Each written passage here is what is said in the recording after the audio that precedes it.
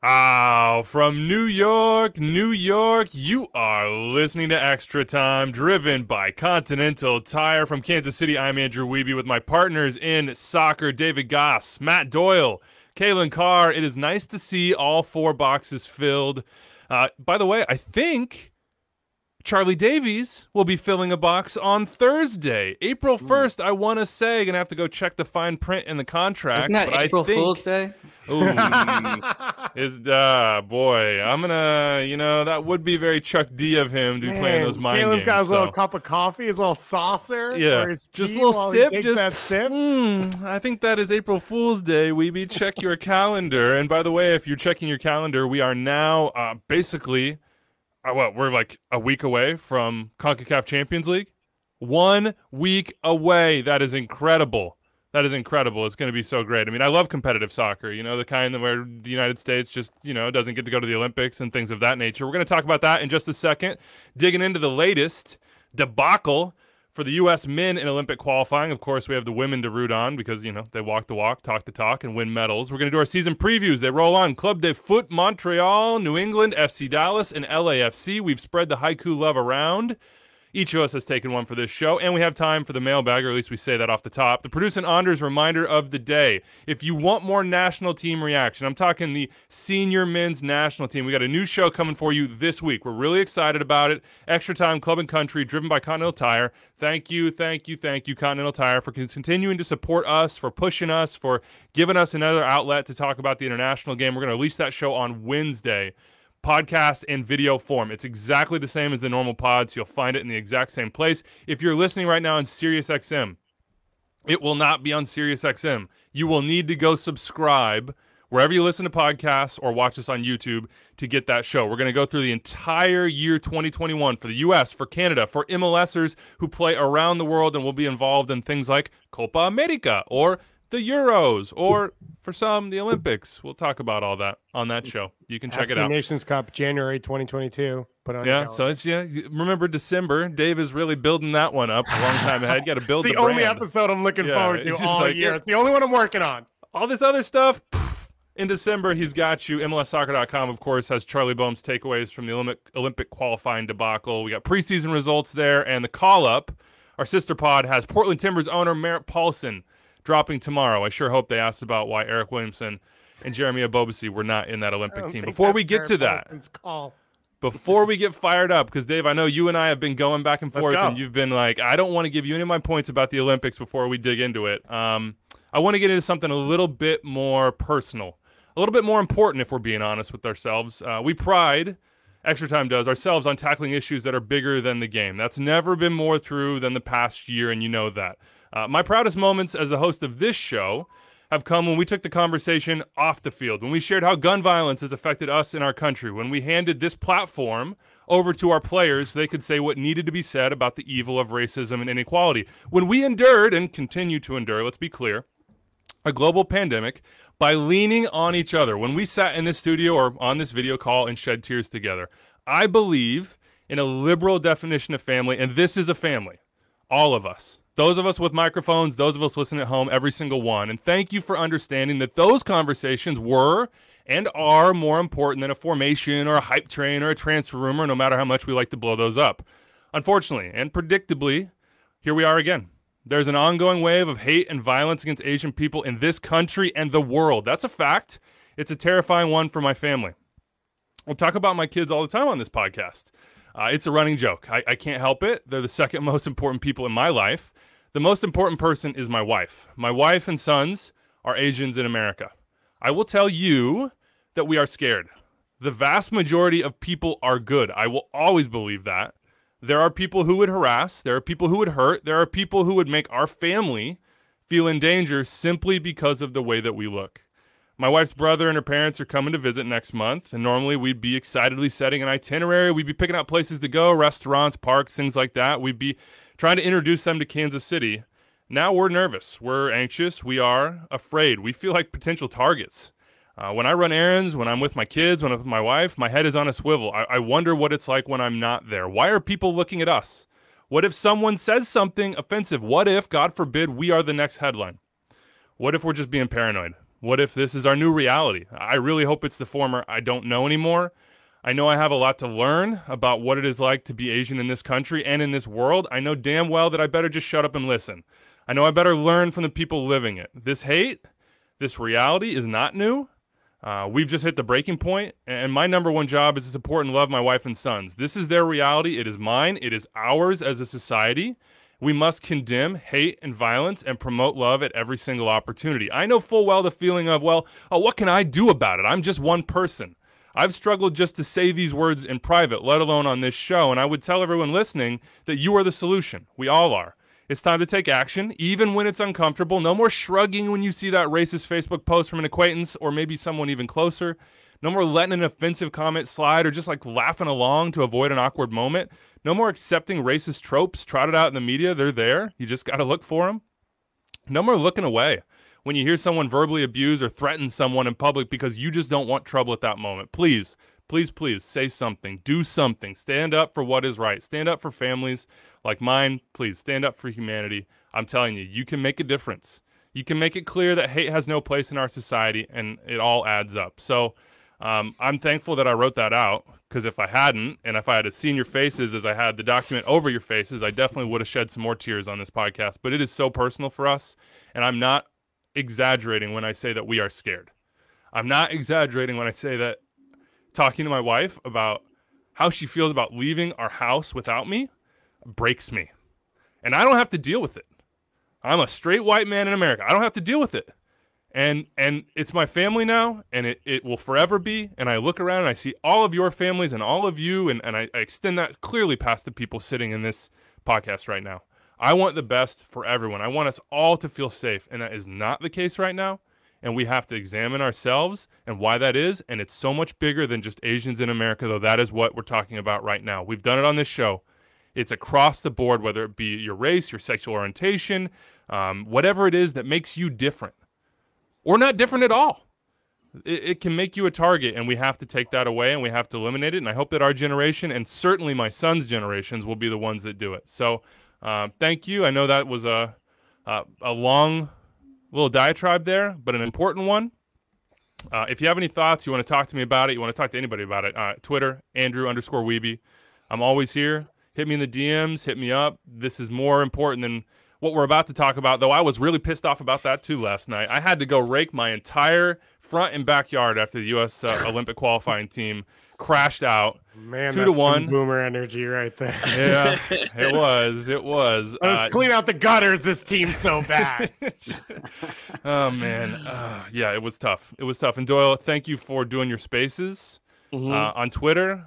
I know it's small, but as somebody who's always wanted that right after a U.S. national team game, we used to do it a little bit, with Club and Country, but I think this is even more visceral. Having that place to go rant was really sort of liberating for me. Before I go on my rant, can you just sort of tell us where you're at with this? The third straight time, U.S. not going to the Olympics. U.S. men, I should reiterate once again. Yeah. It's a lot to take on again.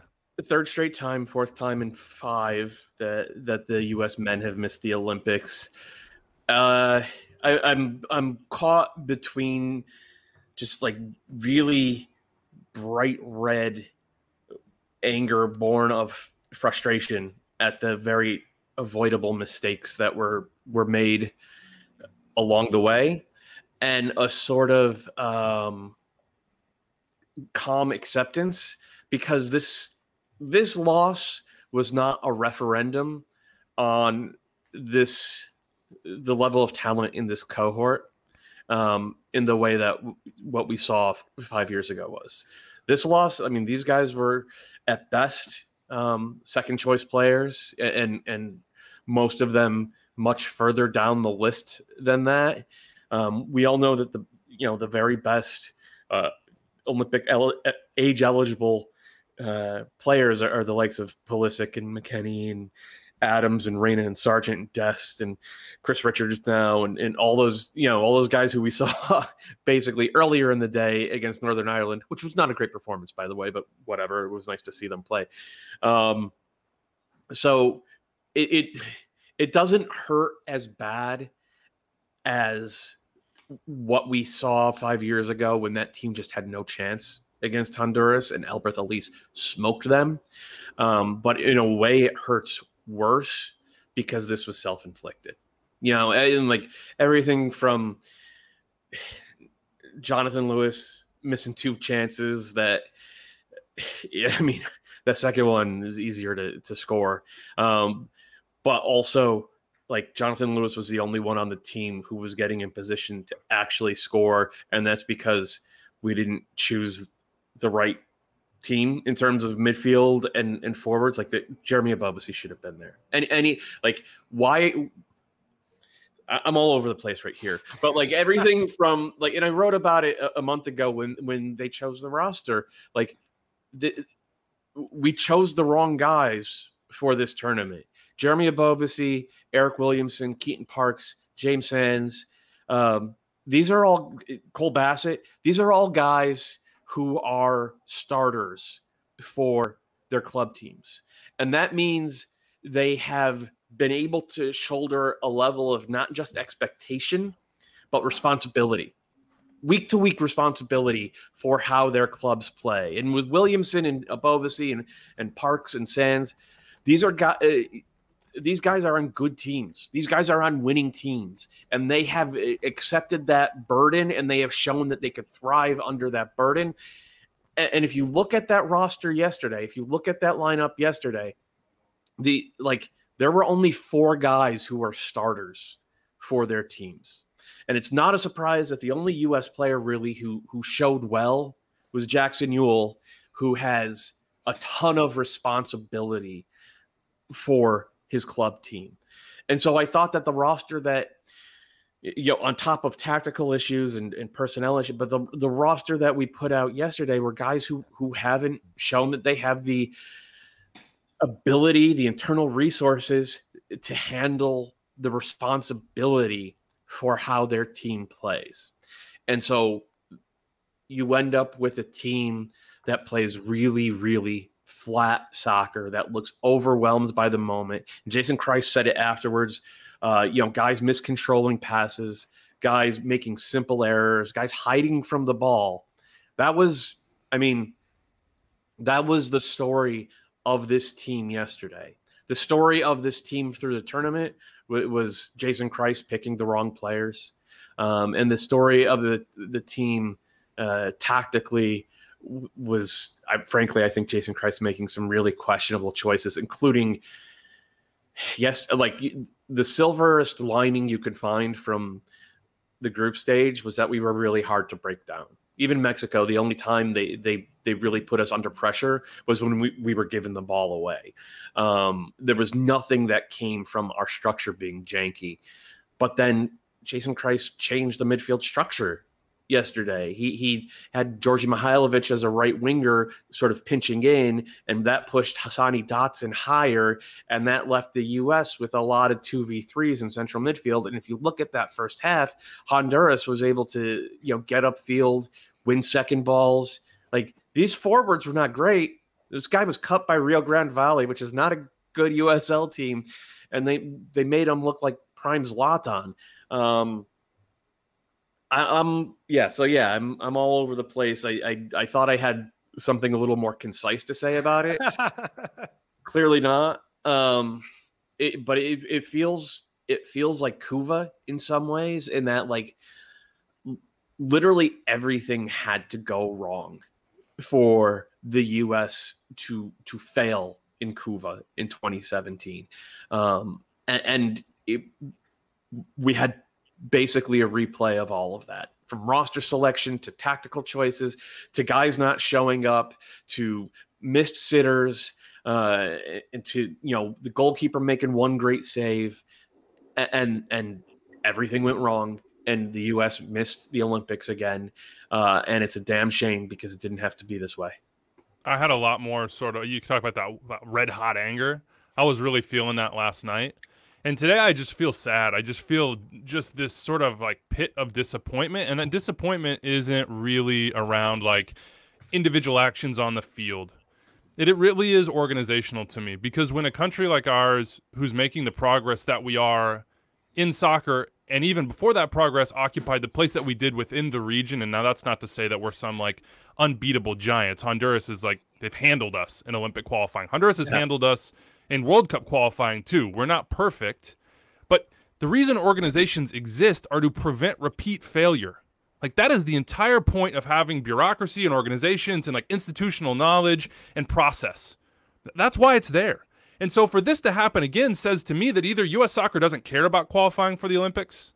Like, I hope that that's not true, or they don't know how, or they didn't put the resources behind it, or they didn't think it was going to be hard as it is. And that is crazy to me, given the failures that we've had repeatedly, not just in this qualifying, but in youth national teams, period. In our frickin' senior team missing the World Cup. You cannot have these things happen. It can't happen if you want to be what we say we want to be. And I don't care that these guys are never going to see a World Cup field, and probably that the relationship between development of theirs in their, maybe in their careers, I don't know, but like in our senior national team and the ultimate goal of winning the World Cup, that's probably tenuous.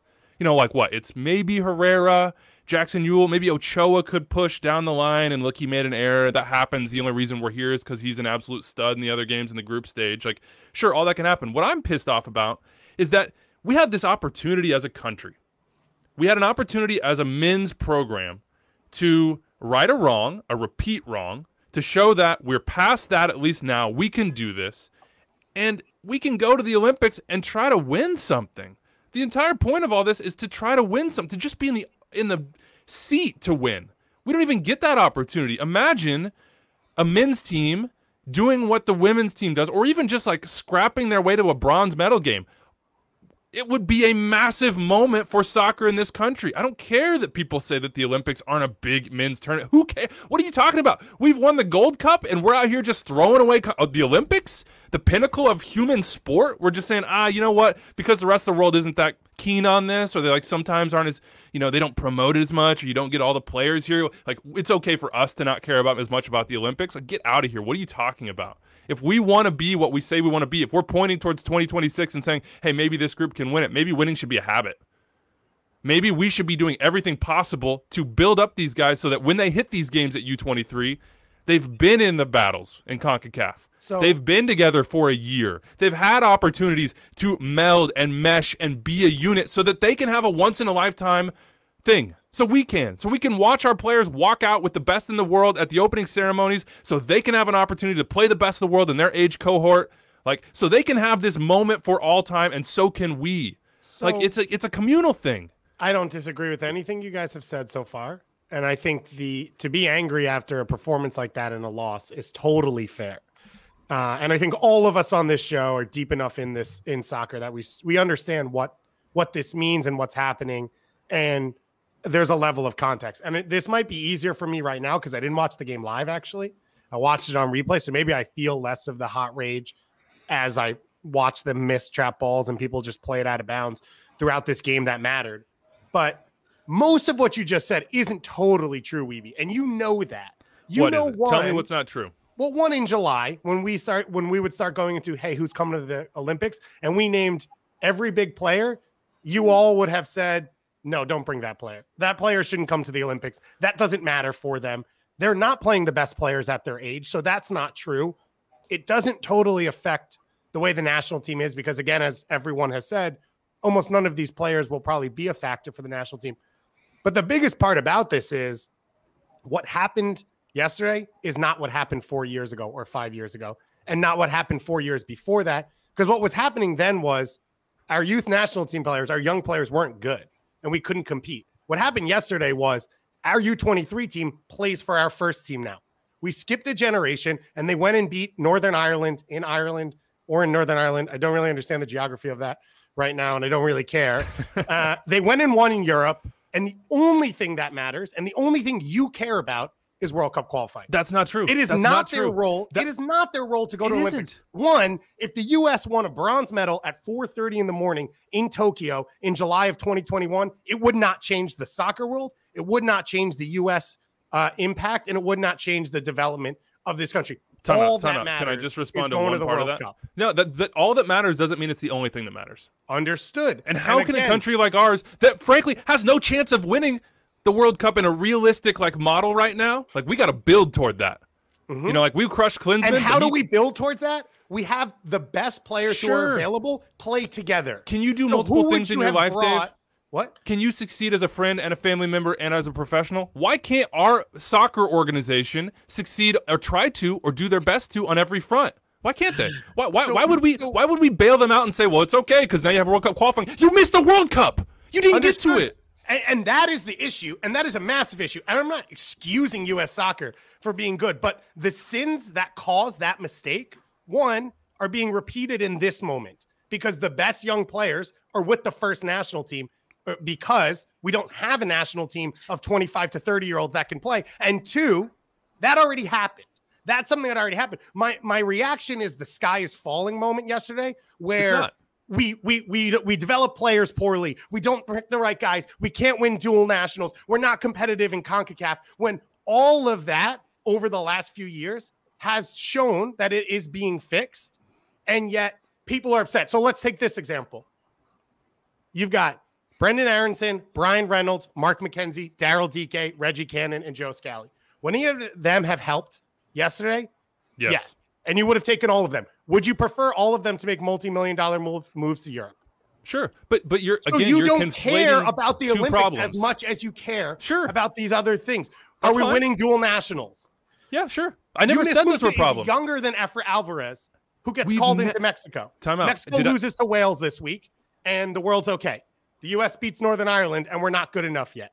The team we played in Ireland is basically 25 and under, outside of Tim Ream's man bun and a few moments with Sebastian Lletget. And that is our national team. All of these guys are U-23 eligible. None of them would be going to the Olympics. They're all MLS developed. Everything has gotten better. Agreed. And while yesterday sucks, none of it means what anyone is trying to make it mean. I'm not trying to make it mean that. I never said it meant that. It's wrong to say everything has gotten better. And the amount of resources and time put into our youth national team programs has gotten worse. Like Mexico has had MLS teams are doing a better job than ever before of producing young talents, which is great. But no, listen to what I said. The amount of resources USSF is putting into the youth national teams has gotten worse. Mexico has had 40 camps since the start of 2019 across the U15s to the U18 level. The U.S. has had 14.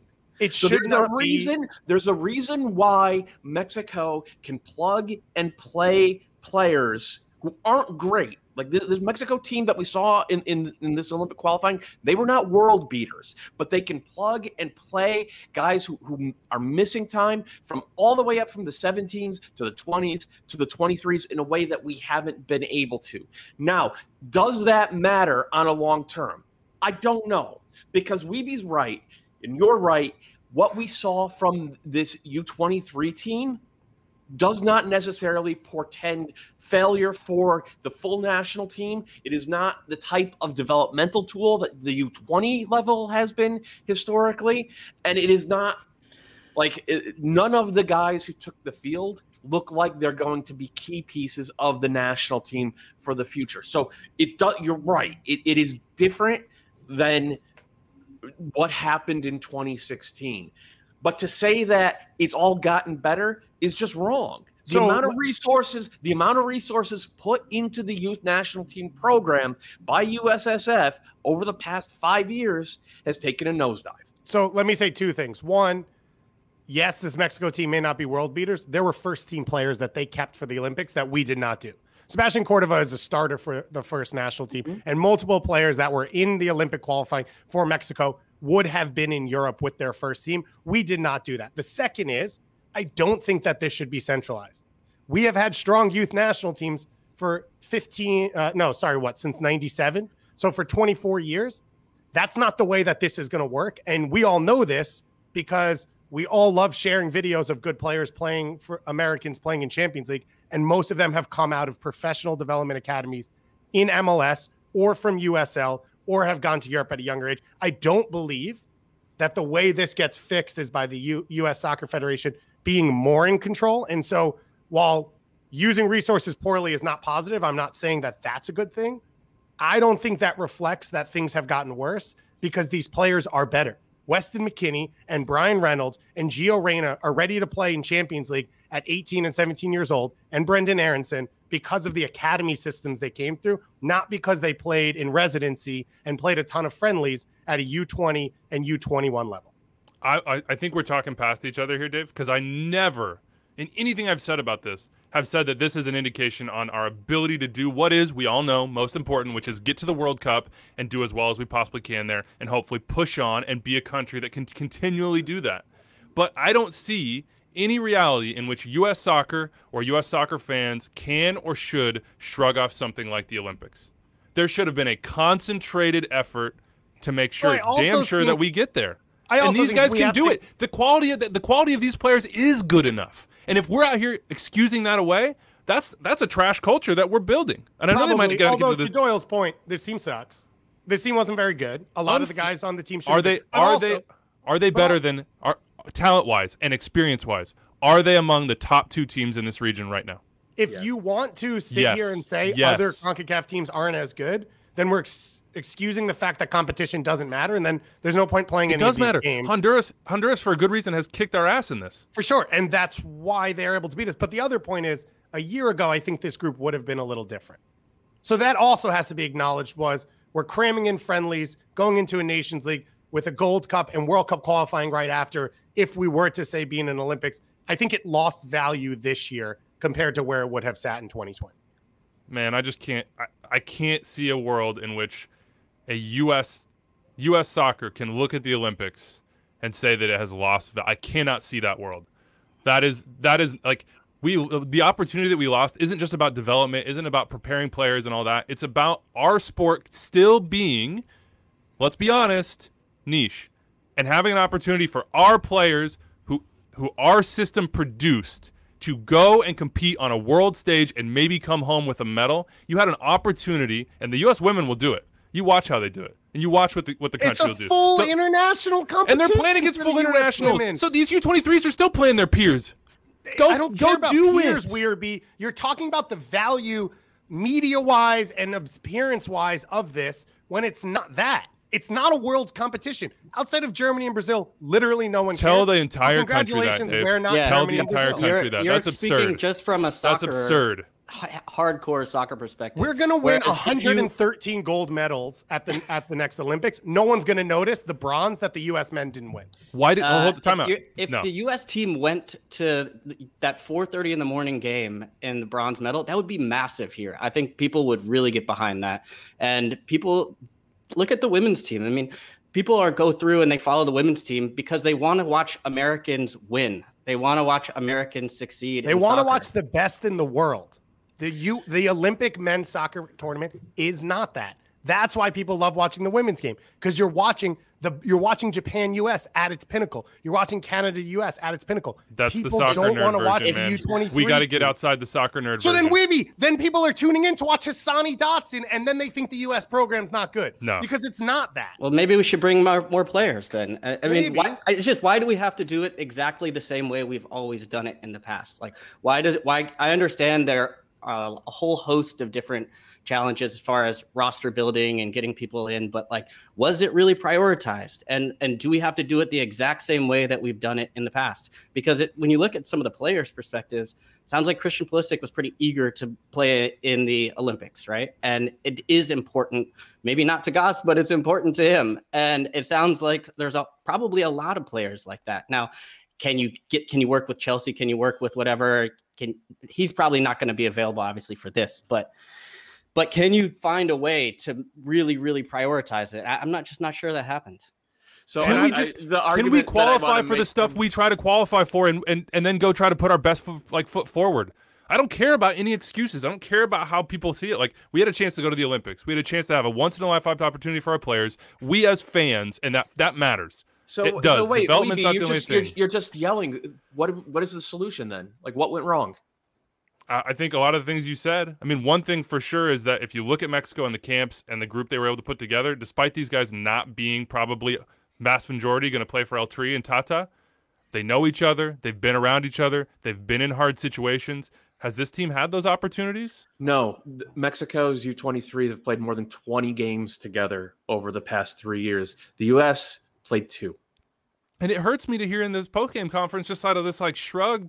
And look, what's Jason going to say? But it's not. That can't be what we say in post games where we crash out of competitions where we could go compete on a world level, no matter the age group, no matter the importance. It can't just be like, you lose and you win. Like, no. If we want to be the soccer country we want to be, when we don't win, that's a problem, and we go fix it. Did we fix it? No, because we've done this 3 straight times, and they're all different circumstances. But again, organizations and leadership exists to prevent repeat failures. This is a repeat failure. And that should never be acceptable for U.S. soccer. Our soccer is getting so much better. Our player development is getting so much better. This team is going to do things I believe that no other U.S. team has done. And I'm extremely excited for that. But we've robbed ourselves of one massive opportunity to do it again. Let me just make another point. I apologize to Anders. So Weevy's going to get the last word because I'm nicer to Anders than Weevy I'm done. This is yours. You have the last one. Again, great. Mexico had a lot of U20, U23 programs. 4 years ago, 5 years ago, we didn't qualify for the World Cup. What's wrong? Well, we don't have enough players contending in Europe. They don't challenge themselves enough. Okay, so then we send them all there. Well, European teams don't release players for youth national team camps because a lot of those Mexico camps happen outside of FIFA windows, and they don't release players for Olympic qualifying. So now the U.S. isn't good enough because we did the thing everyone asked them to do, and now all our players are competing at a higher level. They're competing more consistently. They're in mid-season in Europe, and so now we don't go to the Olympics, and we're not as good as Mexico because Mexico put together a bunch of U23 camps because Tata likes to coach things and is in the country and has things to do, and all their young players play in Mexico. Now in Mexico, well, our players don't go to Europe. We should probably push them out. But congratulations, you had one good day for Olympic qualifying once every 4 years. Again, Weeby, I totally agree. You shouldn't want to lose. You should always compete. And if your issue is resources, to Doyle's point, totally fair. Was Jason Christ the right coach for this team? Probably not. Did they get the best coach they could by putting the right resources into this program? Probably not. Did you organize as many camps as you could? No. Again, Yunus Musa started for the U.S. at 18 years old yesterday in midfield. Gio Reyna scored and Christian Pulisic scored. All of them are Olympic eligible. I don't care that they're not going to not play in Olympics, that they weren't going to play in anyway. Sorry. I care that this was self-inflicted. I think it just goes back to the point I made about picking the roster in the first place. If you know you're not going to have your stars, you know you're going to have to be really good on set pieces. You know you're going to have guys who, to borrow a turn of phrase from our guys at Scuffed, who win the battle in the cage. And if you watch the game yesterday, Andres Pereira missed he lost every 50-50. Luis Mihailovic, Jesus Ferreira, complete no-show. Sebastian Soto did nothing when he got on. Bofo Salcedo did nothing when he got on. We didn't have guys who could win those 50-50s. On top of that, the tactical setup exposed the U.S. and put a ton of stress on that back line. And it was just a perfect storm of bad choices, bad performances, bad tactical decisions, and another bad outcome for the US U-23s. Yeah, look, if this was the first time, I'd just be sad, but I am now angry. I think the Olympics is bigger than you say it is, Dave, and especially in this country it is. And our sport is not in a place where we can sit back and say that those moments don't matter, in my opinion. So I think it mattered. I'm still upset about it. It feels a little bit like Groundhog Day because it's like we do this every couple of years, and we're like pretty good at just like getting in our lanes. Like the anger came easily to me. But thoughts 401-206-0MLS, extra time at MLSsoccer.com. Again, extra time, Club and Country, driven by Continental Tire. We will discuss in depth on Wednesday the senior national team, and yes, they are very different. And yes, the same expectations apply. Win, get there, compete. Falling short is never acceptable, and anytime it happens, we should be saying that to U.S. Soccer. All right, let's do it. Who had the haiku for Club de Foot Montreal?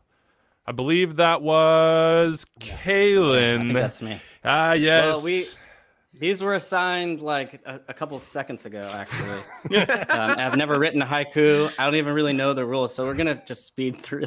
I think I do know the rules, actually. First, before I begin, how many syllables is Club de Foot? Club de Foot, right? Yeah, that's a three. Okay. Yeah, that's three. Mm-hmm. All right. Well, I need 5, so I don't have anything there. But then I have who will Who will play the number 9? I think that's 7, right? Who will play? Who will play the number? Yeah, 9? 7. Yeah, Seven, 7. yeah. Okay, good. Yeah.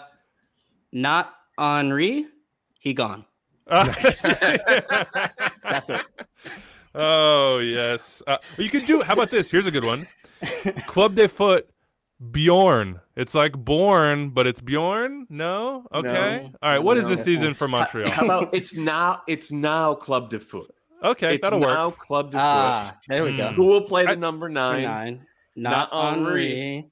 He gone. He gone. All right. So Classic Kalen picking Montreal because he's like cool and hipster about it and likes jazz. Nice, Kalen. Club de Foot. You put on a nice Club de Foot jersey, a glass of wine. You know.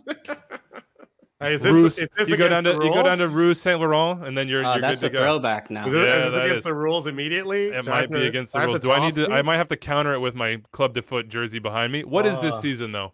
Dave, By the way, give it to me. just real quick. Can Go we ahead. just acknowledge the jersey selections today? I've got the Jimi Hendrix on, and for those of you listening on the podcast, you're going to miss out. Weeby has a full kit on, a full. Shout out to the Colorado Rapids gone for full hooking me kit. up with full kit on their 14ers jersey. I would show you more down here, but I don't think you want to see that. There's a lot of thigh. There's a lot of thigh to be shown. Dave, I know you're a big Montreal guy. Nobody loves the city quite like you do. What is this season for the Impact? Flights booked for New Year's Eve in Montreal. Apparently, it's great. So if anyone wants to join me, let me know. For this year, I think for Montreal, it's can you have set some sort of tone of culture coming out of it? And I think your win is we're scrappy. We believe in ourselves under a new young coach, and coming out of 2021, direction for what the future is. And if it's we're going to similar to what the Rapids have done, we're going to acquire young assets in the league as well as young, we think, underseen talents outside the league. And we're going to put them in a group where we have good energy, good culture. We're going to fight to win games. That's really what it is, I think, for Montreal. So I think the way it feels and the way it looks is almost as important as the results. And that's in saying that I don't believe the results will be great this year. But I think as a fan, I could find a way where if it goes the way I think it can for Montreal, that I'd still be satisfied this year and believing that there is an idea of how this club builds itself going forward. I think that's absolutely correct. Like the best possible outcome for Montreal this year is that Wilfred Nancy turns out to be Jim Curtin circa 2015 or 2016, where it's like, okay, we're not going to win anything, but he's setting a tone. He's integrating young players. He's earning respect from the veterans. We're seeing internal improvement. They play attractive soccer. Sometimes it's naive. Sometimes you take a 4-1 loss, but it's worth it because our young players are getting better. And this is the path that we're going to get on. And this is the path that we're going to stay on. And that's always been Montreal's problem. And, you know, maybe that'll be consigned to the dustbin of history with the old name. Like that they've never been able to stick with a plan for longer than a year and a half or so. So the hope is that Nancy has enough success right at the start that they can get on the track that the Union got on 5-6 years ago. And then it looks like the Rapids are on right now. Could anyone on this podcast, in order or otherwise, name every manager in Montreal's MLS history? Oh, goodness. Marsh, Schalabam.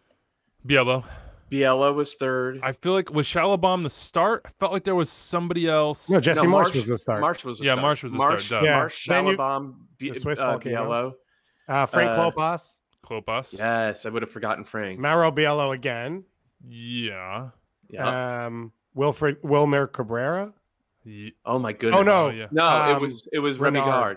Yeah, Remy Gard. Yeah, Wilfred Cabrera. I mean, that like says a lot. It says a lot about what they've done. Here are their key signings. They've gone into it. We talked about those young players or maybe unappreciated assets. Kamal Miller, I think he's starting to be appreciated. Canadian international, got a big future ahead of him. Since we're just going through the coaches, though, can we just? I do think that that Thierry Henry is. Oh, Henry, we didn't even say Henry.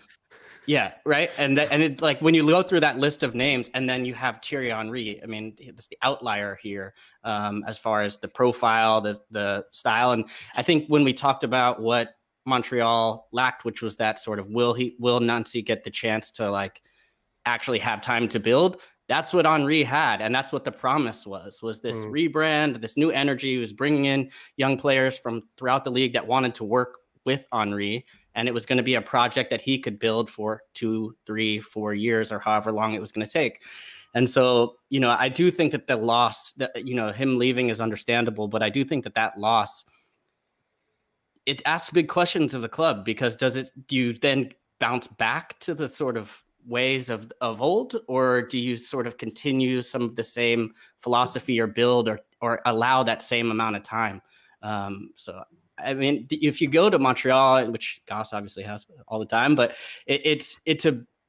there's a lot of pressure within the market and within the club itself for the club to be successful, more so than maybe the national media or international media as far as the coverage goes. So it does create a little bit more of a difficult dynamic to play your kids, or to really commit to this belief of like, we're going to grow and really bleed it in a little bit. Whereas in order to be competitive in that market, you have to win and you have to be a playoff team, which they were last year. But I think that dynamic is important to understand. But I think the way Kalen said it is right, and that this could be a dangerous moment, because was it just the gravitas and respect for Thierry Henry that was going to keep things cohesive, and to Kalen's point, one, allow fans to give time to build, but also make the front office and the ownership respect that time and that build, because there's no quick fix for this club if they don't want to go out and sign 3 Miguel Almirones. It just doesn't exist.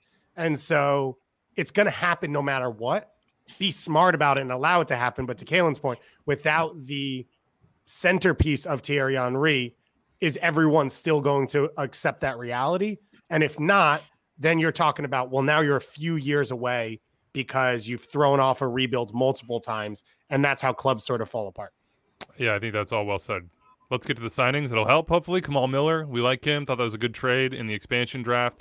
Georgi Mihailovic, he's one of the guys that was like, hey, there's something here, but it's not happening all the time in Chicago. Hey, here's your opportunity, Georgie. You're going to be a centerpiece in Montreal. And then extra time's own Bjorn Janssen up top for them. A real question who will start, but it seems like Bjorn will start up there. Who is the star, Doyle? Is it Bjorn? Is it Georgie? Does somebody else have a J as the second letter in their name that we've missed? Who is it? Romel?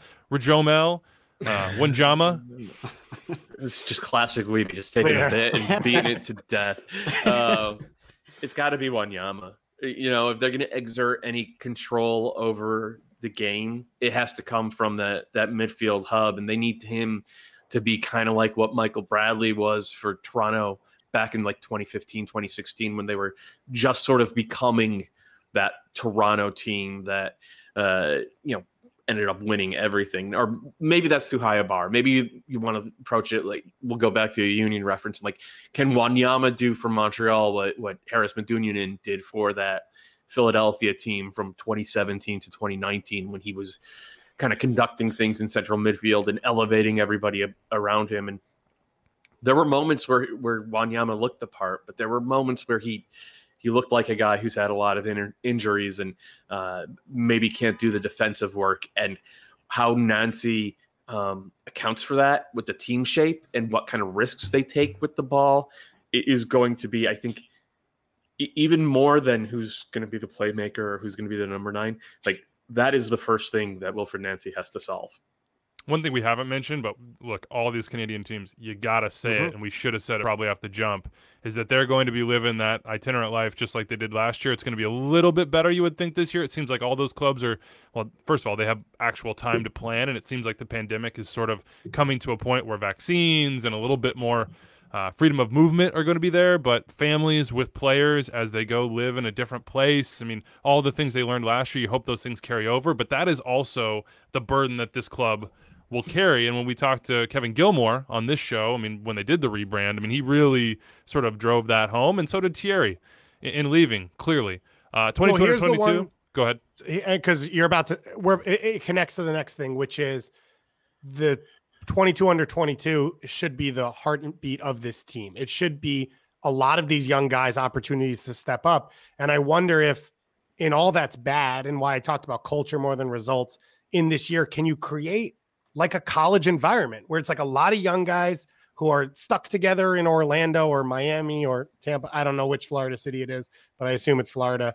And they're all hanging out, and you kind of can create a culture and a group, and all these players see that they have opportunity to play. You talk about Georgie, Mason, all these guys who didn't get minutes and didn't understand what they had to do to get minutes maybe at other clubs, seeing that opportunity. And so that's where I think the one thing this year can provide for this team.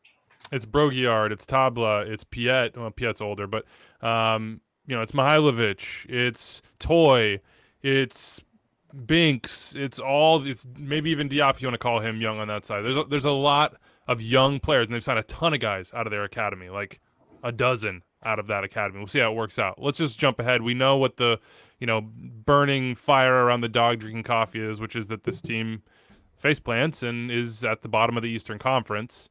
How about the prediction? Will they be at the bottom of the Eastern Conference? Take it away, Doyle. Let's make this quick. Otherwise, we won't have time for the other ones. Yeah, this isn't a playoff team. I would be really, really surprised if this was a playoff team. Anybody want playoffs? Anybody sniff playoffs? Not sniffing playoffs here myself. Doesn't sound like. All right, Kalen. You don't. Yeah, don't got to say the words. We all get it. We all hear you there. All right, New England Revolution. Here is the haiku for 2021. In Bruce, the Revs trust. With a full season of heel, Cup is a real goal. This can be an MLS Cup team. They can be at the top of the Eastern Conference. They can be one of the best teams in the league. Their depth has improved this offseason. They went out and got a left back. That was an issue for them. I think the Icelandic international they picked up will help them in attack, give them more options. Midfield and Captoom, they reinforced. We talked a lot last year about that being an issue for them. Just up and down the roster, it feels like they went out and made the right signings to elevate them the little bit that they need to be more consistent. And if Heel is healthy, we know how good they are. If he is not healthy, they might be what they were at times last year, which is sort of mid-table. But if he's healthy, they're going to be one of the best teams in the East, and in doing so, the league. I think there's a lot of agreement there. Yeah. Okay. That's well, they got better as this because they lost Heel. They got better as the season came on, and then they also even guys like Tejan were not really start. He came alive really later on in the year and then in the playoffs. So you only started to really get a full peek at what this team could look like towards the end of the year, which is in very Bruce fashion. They were peaking at the right time. But yeah, now when you think of, okay, now you got these guys through a full preseason, a more normal season as we expect. I don't see any reason why this team couldn't be near the top of the East. And I think a lot of people will be in a comfortable role because you mentioned the big signings they've made. They needed ground coverage in central midfield. Also remember Luis Caicedo, who I think Bruce Arena was really happy with, out injured all of last year. He'll be back as well. You bring in a left back that you think could be starting caliber as well as the Icelandic winger. The other ones are all the AJ De La Garzas, the Ima Boatengs, Matt Polster last year, which they don't change the reality of this team, but they're the type of signings that good teams use and need. And so when you look at MLS Cup and you talk about Josh Williams starting for Columbus and Shane O'Neill starting for Seattle, they can do that and fill in spots when the team is good enough. Some MLS teams aren't good enough. Then they bring guys in like that. And we say, well, why doesn't it work? This is an opportunity for them to build depth, to not have to stretch guys, when it's 3 games in 1 week, to be able to sort of rest guys and get them along. Plus for Bruce building culture and having those veterans. So it feels like, to Kalen's point, the top end talent still there or has gotten better. You hope to see a jump from Adam Buksa. I think that's one of the big things in year 2 that you want to see for this group to really establish themselves. But they've gotten better in every spot. They've gotten deeper. And it seems like they have the type of roster that competes for an MLS Cup.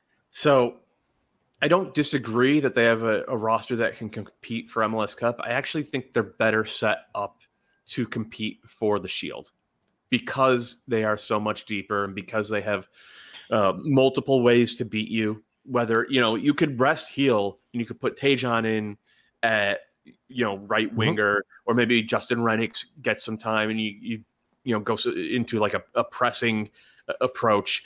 And the other thing that's striking about this roster, they have a ton of really good players, but the only 2 who are really going to be, well, I guess 3 maybe with Tejan. There are only 3 guys now who will be missing for international game. It's Traustason, the Icelandic left winger, who's more of a playmaking left wing, by the way, which is something that I think really suits them. Tejan, if he cracks the full team for Canada, which I think is inevitable, and then Matt Turner.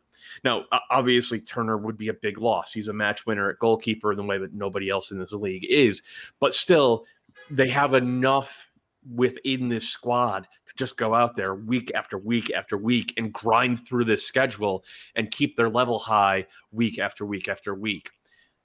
My question with the Revs is what happens when they meet a team like Columbus or Columbus itself in the playoffs, a team that is going to have more of the game, frankly, that's going to outnumber them in central midfield, and that is going to make Gustavo Bou, redundant isn't the right word, but like completely ineffective. Because if you go back and you watch that Columbus versus New England game last year, the Revs were rolling in that game because they had outplayed Montreal, they had outplayed Orlando City. And when the Revs are on the front foot, Bou is awesome as a second forward because he's getting service, he can be dangerous, he could try stuff that nobody else on the roster and few other people in the league tried. But when they go up against a team that is their equal or better, you need to get something from him defensively and in possession. And in that game against Columbus, he offered them nothing. So I think that of course you want to get your best players on the field in the biggest games, and Gustavo Bou is clearly one of their best players, but the crew exposed him. And I think that in the playoffs, Bruce Arena is probably going to get to a point where he has to choose between Buxa and Bou and pushing heel central and bringing on a winger and going to a 4-2-3-1, or just kind of like rolling the dice on the best players and hoping that Achilles heel that Columbus so just hugely exposed last year somehow is not exposed in 2021. Kaylin, I'm going to give you a choice. You can choose Star Spotlight, which could be Carlos Heel, should be Carlos Heel, or you could use 2222, and I would assume Tejan Buchanan. Which tickles your fancy more? I'll go Tejan. I just think we saw what he can do coming in, towards the back half of the season. Bruce, I think, on Extra Time when I was listening, was talking about the different ways they wanted to use him. Shout out to Extra Time. I'm on the podcast right now. It's cool. Just officially though, Tejan is not 22 under 22 eligible. He's already adjacent. 20. He's already 22. You know the term. He's adjacent. Yeah. He's 22 under 22 adjacent. Yeah, he talked about trying to use him a little bit further up the pitch. I liked him better further back, actually. I think not because it's more kind of like the Alphonso Davies theorem, where it's just like giving somebody, when you give Tejan a real run up and you give him time to be able to really advance and from a deep lying position, I think he can be more dangerous. He also did the part defensively for me. You look at the way he was able to really cause problems for Nani in the playoffs last year. I mean, Nani had a nightmare of a day going against him. He was just couldn't athletically, he's quick, he's disciplined, and then he gives you completely, bombing forward. It really pins back the opposing team's attacking, outside winger. So I really liked him in a deep lying position, advancing. And I question a little bit with Canada. Maybe that changes for Canada because they've got, Larea, they've got a sort of a wealth of options there. But I think for the Revs, if it ain't broke, don't fix it. And what I saw in the playoffs with Carlos Hill actually having so much possession of the ball and allowing the outside backs to advance into the pitch and to be able to trust that they're going to keep the ball. So I'll be watching where he plays this year. They can use him in a couple different roles, but I liked him best out wide and in the back. I agree with Kaylin. I think one is if Christian Malfa is legitimate as a starter at left back, I think DeJuan Jones can bring some similar things to right back to the team that you're talking about. And then for Tejan, to Doyle's point about Bou, that's the other thing you can do is Tejan will work hard for you both ways. He showed it in the Mexico game last night, I thought. And yeah, you still want to see a little bit more quality in the final third consistently, to make it worth starting him there. But that's where it sounds like from him as well, because he's talked about, I'm a winger all off season. He knows that that's his next step and that's where he belongs. And that's where he wants to fight for it. But again, to the main point, the fact that you can have these conversations shows how good and deep this team is. I'd also put DeJuan Jones in. He's also 22 under 22 adjacent because he's 23. But Doyle mentioned the guys who are national team. I think he has a shot to push into probably a Gold Cup roster here, if that's our B, C+ group, whatever it is, to maybe be a factor at one of the fullback spots. All right, what is the – I don't really see other than Heel getting hurt and this team just imploding. I don't even see that. I think if he's hurt, Bruce will figure it out, and they have the depth and quality to figure it out. So let's just go with prediction here. How high in the Eastern Conference do you have them, Doyle? This is a top 3 team in the East. Yeah. I have them as number 2 right now. Yeah, it's a podcast, so you throw the 2 up on the screen. Yeah, that's true. I think them and Columbus are the teams that I feel most confident about their performances this year. Even if things go wrong, there are teams that I think will be good, but I'm not sure, and teams that I think will struggle that will be better than I expect. These are the 2 that feel like known quantities. Yeah, I agree with that. Top 3. I just want to go back and say that this is fine. Dog on fire thing is that Buxa is not actually good, right? Because the underlying numbers like him, the underlying numbers are usually right. He didn't pass the eye test for a lot of the year. His box score numbers were not great. We give everybody just about has earned a mulligan for 2020, especially new players. But like, what if 2020 is who Adam Buxa is? That's not a good enough center forward to win an MLS Cup. So that's interesting. I actually think it's Henry Kessler had a strong rookie year, and now people figure him out, and they've got no depth and other options at center back, and that scares me more. Mm-hmm. But I understand your point in terms of high-end ability for this team. And the other side is you still could play perhaps Bo in a certain system, probably not. But you have Bunbury and you have Kizza, who you got in the draft, who they like. So there is more there to me than center back. We shall see. Revs are going to be good. We all agree on that. Let's hit FC Dallas now. Dave, you said when I assigned this one to you that you struggle with the English language. Well, let's see. So you can count my syllables as well. Haikus are stupid. Andrew wanted to do this, stupid. Here are 5 syllables. Okay, yeah, that'll work. Well, okay. I'll accept it. You were the one who's like, let's do haikus. That's I was like, zero interest. Literally, the line, here are 5 syllables. Yeah. Count the syllables in your head, David. It's 6, right? Okay, yeah, it's 6. Yeah, that's what I thought. I took off. I was just going to cut off at the syllable. End. Yeah. And then I was like, you know what? I'm just going to go for it. I don't really care. This to me is like the banana taped to the wall of haiku art. It's just a mockery, right? It's intentionally a mockery. So we apologize, FC Dallas. I will try to come up with one and tweet it out. But look, this is a team that, I think we're all encouraged by, and they made some key signings in the offseason. Jose Antonio Martinez. All of Dallas fans are like, no, we're good. Yeah. Like, we don't actually. Hey, we didn't actually need a haiku. So if you just save that 5 minutes you were going to spend, Weeby, and just keep it moving.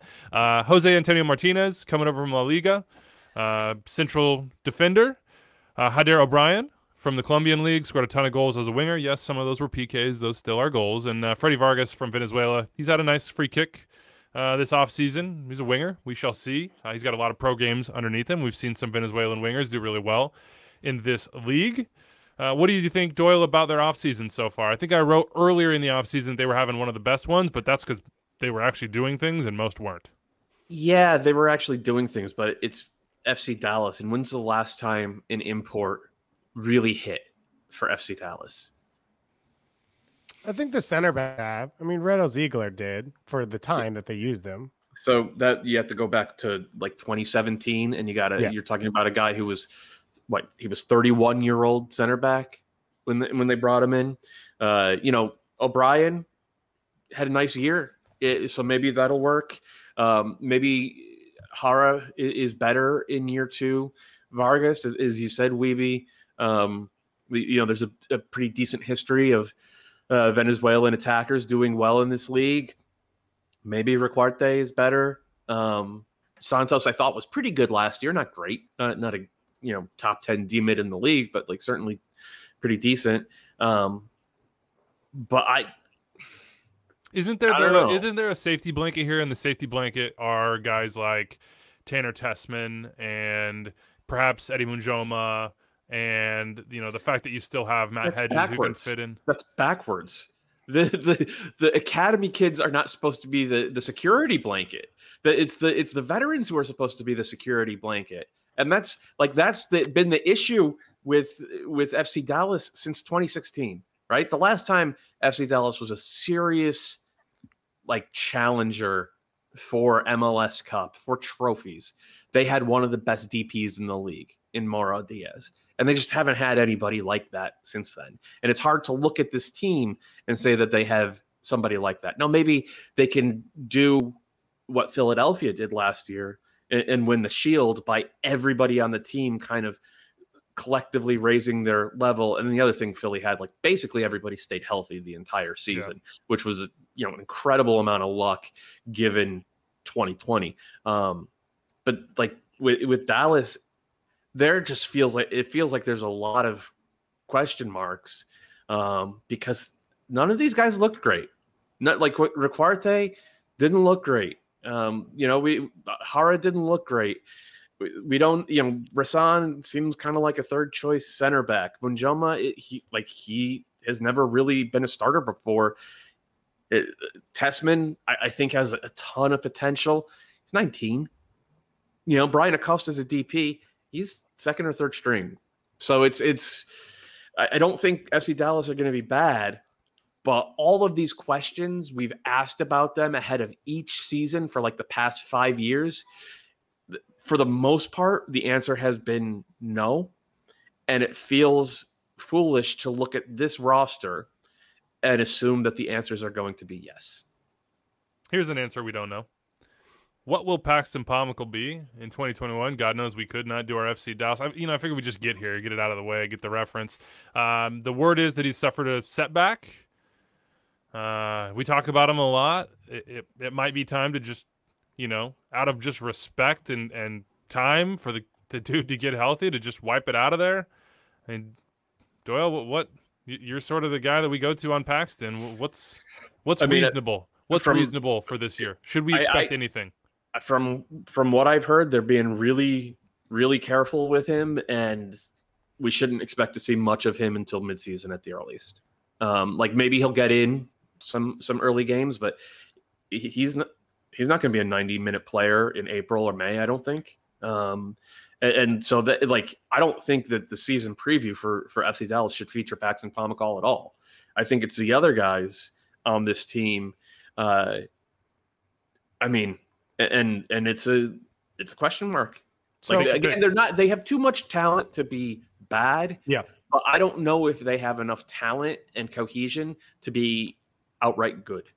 I don't disagree with that with Doyle at all. We were arguing a bit going into the show about where Dallas could be. I think one of the things when I look at for Dallas right now, this specific group is you've got a starter pretty much at every position that doesn't have to be a homegrown or a young player.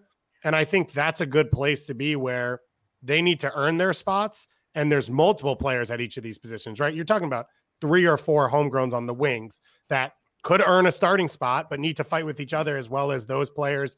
You're talking about Pepe. It doesn't sound like Justin Che is going to be a part of this group at any point. Thomas Roberts out on loan as well. But these are all pieces that could push in, and Eddie Majoma as well. But it's not given to them.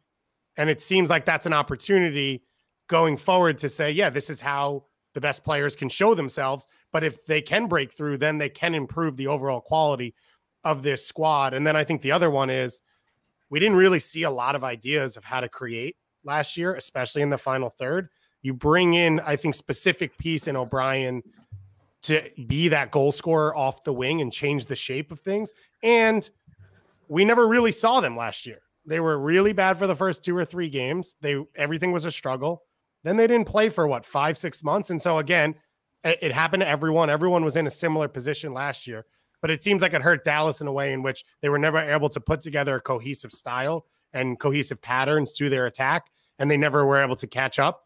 And so you hope that they start this year where they thought they would be throughout last year. Where does Jesus Ferreira play? Where does he fit into the team? Because we've seen, I'll be watching that because we've seen with the national team system how he's been used as the 9, and really a lot has been put on his shoulders to even looking through the Olympic qualifying campaign was to use him there as a central piece of exactly what you were talking about, facilitating the attacking play and using those wingers and trying to allow them to stretch the field with him dropping underneath. But that hasn't really been where he's played for Dallas, or how it seems like they want to use him. And he's just sort of seems like he's a little bit lost as far as, is he supposed to be a facilitator? Is he supposed to be underneath the striker? Do they want to play with Hara? Then you've also got Pepe, just very different options up top. But so I don't know. That's definitely going to be one I'm going to be watching to see how they use him. Who do you straight up don't think you can use him as a center forward, because he doesn't occupy defenders. He doesn't make that near post run. He doesn't create that type of space for the other guys in the final third. And that's kind of why he ended up getting moved out. Like he had a year there, right, in 2019, and he put up decent numbers, 8 goals and 6 assists, but that's not a lot for a center forward in this league. And then last year he was so ineffective. And for the way this roster is built, he shouldn't, right? You have a DP, right, and you're probably the highest ceiling player in this group right now is probably Ricardo Pepi. So that seems to be the one spot where you wouldn't use him, and it would make sense to use him off the wing, coming in to create on top of the box a little and connect with some of those players. Yeah, we'll see. I mean, look, if he doesn't get the time again this year, you start asking questions about sort of like, a Georgi Mihailovic trade, or you see Mason Toye move on. Like, there are a lot of other teams in this league. I think that's the answer, right? I think Jesus Ferreira is a second forward in a 2-forward system, and like he would be perfect for the Red Bulls. There are other teams where he would fit a lot better than I think he fits for Dallas. Players I'm watching, 22 under 22, they're always big in that RFC Dallas. Pepe, Tessman. Tessman is the big one, I think. Like he's so smooth on the ball, but he also is just a massive physical presence. He drives the game forward with both his passing and his ball carrying. I think he has the potential to really, really, really break out this year. Yeah, you see a couple of moments, that little play where he creates the one for Lewis in the last match. I mean, and even in the playoffs last year too, he stepped onto the pitch and didn't look overawed at all. Stepped in and, I think he's earned his place. So this is a big year for Tessman. I agree. Does he step into the playoffs this year, guys? Is this a playoff team? Yes. Yeah. I don't think so. I think they're going to end up just outside the playoffs. 7 teams in. I'm in between. I feel like they're going to be in that 6 to 8 or 9 range, just sort of depending on how all the pieces fit and how it works out. If they miss in the transfer market and the kids don't step up, they won't have enough. All right, let's get it going because we're almost done, and Anders is yelling at me, and I don't like it when Anders yells at me in the comments. LAFC, Doyle, give us the haiku. This is my haiku. I'm just counting syllables. Best team in the league. Oh, see, I kind of like the ending of that one. It's unfortunate that Dave did the mockery before you got your first 2 lines. He really did steal my thunder. But that's thought he was going to be serious about it. They've went and upgraded it outside back, certainly at right back, Kim Moon-Wan, and then at left back you have Marco Farfan coming in from the Timbers, who's probably more of a depth piece for them. Corey Baird in. So there's another there's a rotation piece up top, whether it be at center forward or maybe on the wings, depending on how Bob wants to use him, and maybe what happens with Brian Rodriguez. Have you guys been checking in on him at all? And he has not made a dent. Yeah, that's what every time I've gone and checked, it's just like ho-hum nothing. So that's not great. We'll see what happens with his situation when and if he comes back. This is, we think, going to be one of the best teams in the league, yeah? I mean, what they showed in CCL, what they show whenever they have Carlos Vela, and even without him sometimes, is that they have really good ideas about how they want to play. Their central midfield is rock solid. And that center back partnership that they got last year was pretty darn good. So one of the best teams in the league. What is this season for Bob? Anybody want to venture a guess as to what Bob is thinking or aiming for or trying to impart on his team at this time of year? I think Bob wants to unleash destruction on every team he comes up against, but probably especially the Sounders. I was going to word it as ripping out the throats of his opponents throughout MLS regular season, but yours works too. Look, this team is loaded. The only team that I look at as like right now a serious threat for Columbus's title as the best team in the league. They had that, they upgraded their central defense with Murillo in the tail end of last year, and like we saw it in its fully functional form in CCL when they made that fantastic run and damn near won the thing. They added more depth at both right and left back. So now they're 2 deep there. They're 4 deep in central defense. They've kept that central midfield. Their younger guys like Cifuentes and Ginella have more experience.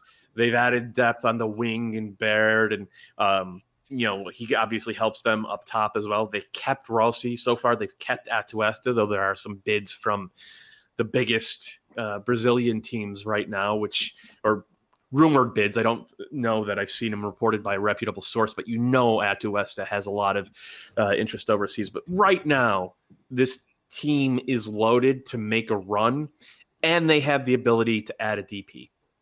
I will be shocked if anything, if LAFC are anything less than phenomenal this season.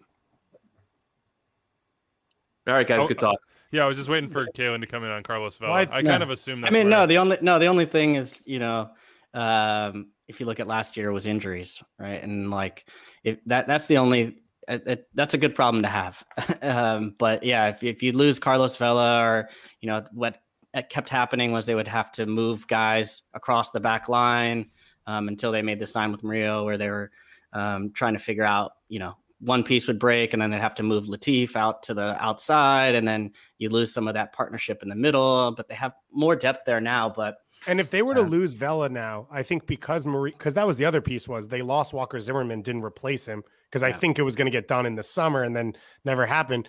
If they were to lose him, even with Murillo and now Kim Moon Hwan, who is a true right back, you don't need to slide Blackman in there. That's why Blessing had to go in there, because he couldn't generate attack with no Vela. I think they'd still be better than they were without Vela last year.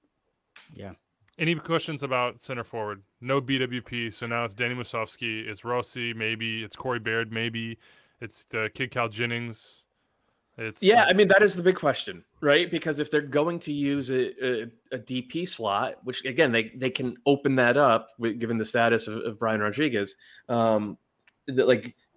they could very well go out and get like a Kun Aguero, or they could go down to Uruguay and get the center forward version of Diego Rossi, or they could go.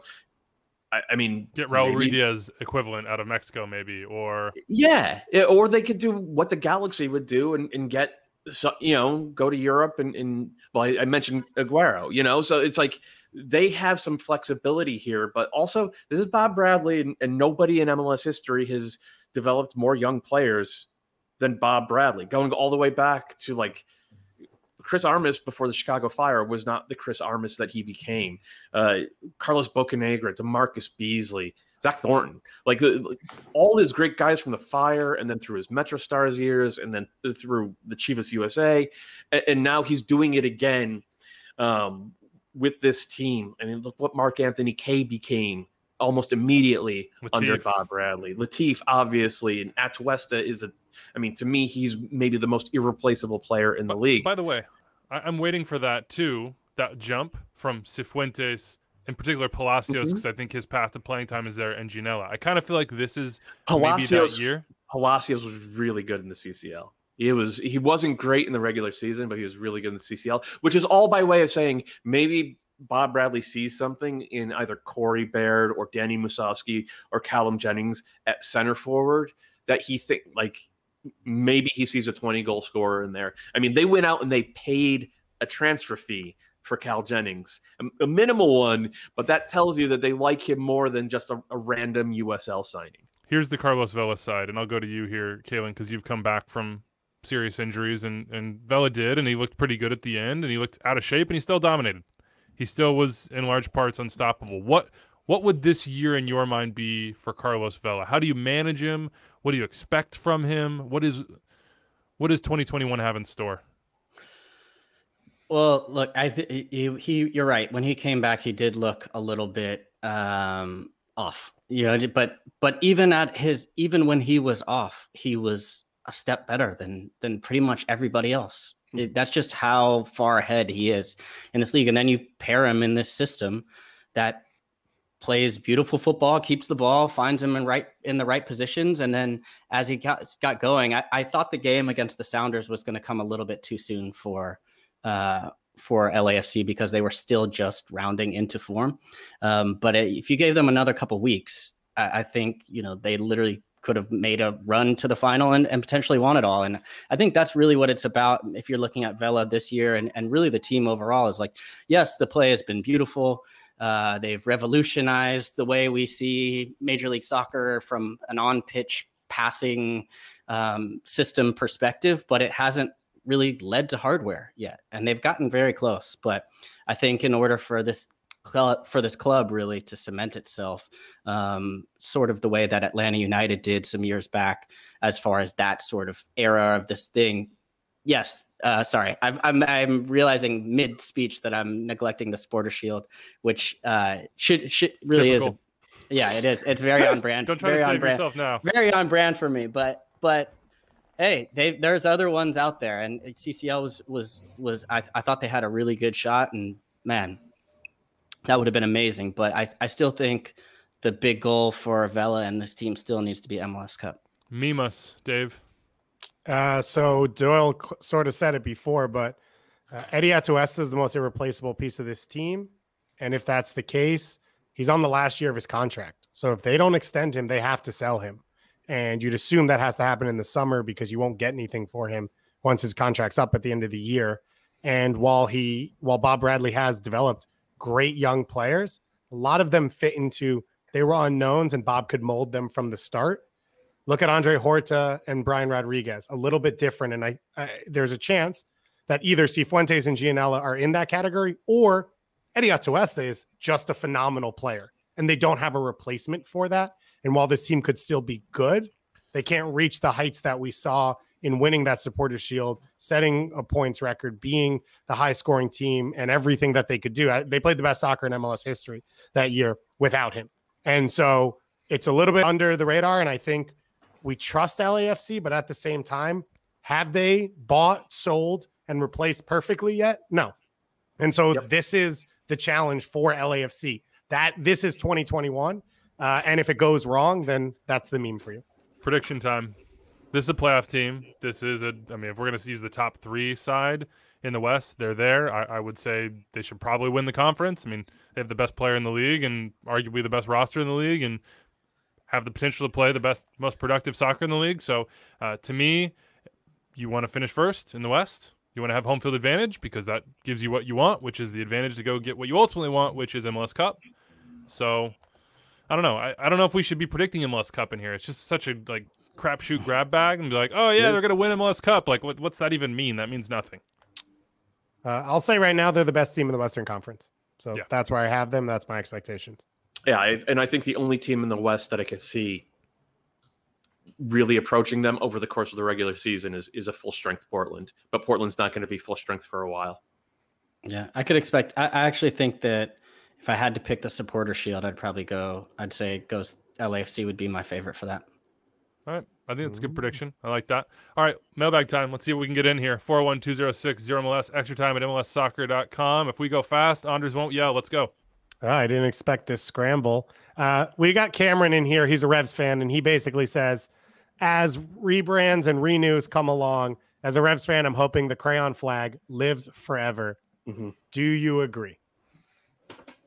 I'd be cool with the crayon flag just as long as it's flying over a stadium in downtown Boston. That to me is the goal here. For the Revs, who cares about the branding side of it? If your brand is, this is our kick-ass soccer specific stadium and this is where we play and win and we are a club at the top of the heap, I don't really think it matters what's on your crest. Ultimately, the best brand is being a winner. So Kalen brought this up, but we got an email from Rashad Jordan in Seattle. He says, love the Jimi Hendrix jersey. Pick another MLS team, musical group or artist. Theme jersey. What do you go for? I think Kansas City and people in Kansas City would know, but maybe outside not as much. Although he's one of the biggest independent artists in the entire world.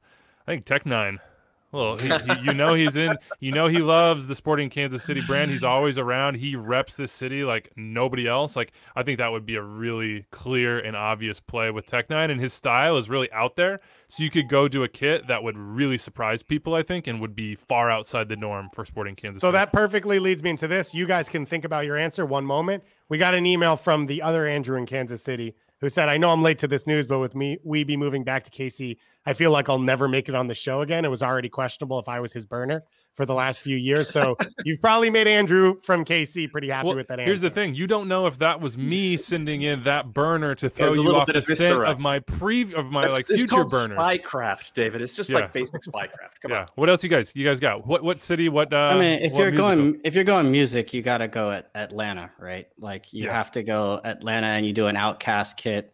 Maybe you do like a fur collar or something funky. Take it to the Love Below. Something like that.